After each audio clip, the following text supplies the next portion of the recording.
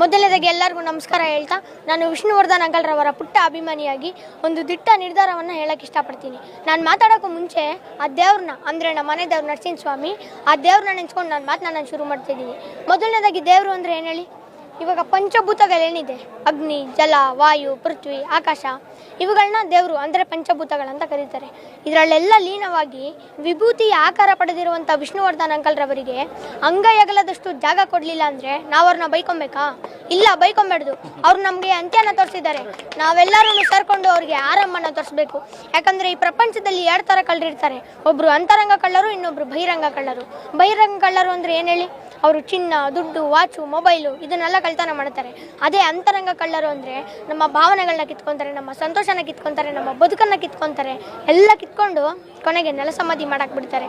ಅದಕ್ಕೆ ಈ ಪ್ರಪಂಚ ನಿಂತಿರೋದು ಮನಸ್ಸಾಕ್ಷಿ ಮೇಲಲ್ಲ, ಒಂದು ಪೇಪರು ಒಂದು ಕಲರ್ ಮೇಲೆ ನಿಂತಿದೆ. ಒಂದು ಪೇಪರ್ ಮೇಲೆ ಕಲರ್ ಹೊಡೆದ್ರೆ ಅದು 500 ರೂಪಾಯಿ ನೋಟ್ ಆಗಿಬಿಡುತ್ತೆ. ಅದ್ರ ಕೆಳಗಡೆ ಒಂಚೂರು ಜಾಗ ಬಿಟ್ಟರೆ ಅದು ಬಾಂಡ್ ಪೇಪರ್ ಆಗುತ್ತೆ. ಆ ಬಾಂಡ್ ಪೇಪರ್, ಖಾಲಿಯಾಗಿರೋ ಬಾಂಡ್ ಪೇಪರ್ ಮೇಲೆ ಹೆಣ್ಣು, ಹೊಣ್ಣು, ಮಣ್ಣು ಅಂತ ಬರ್ಕೊಂಡು ಇನ್ನೊಬ್ರು ರಕ್ತದಲ್ಲಿ ಇಂಕ್ ಥರ ಮಾಡಿಕೊಂಡು ಸೈನ್ ಹಾಕ್ಬಿಡ್ತಾರೆ. ಇಷ್ಟೇ ಪ್ರಪಂಚ.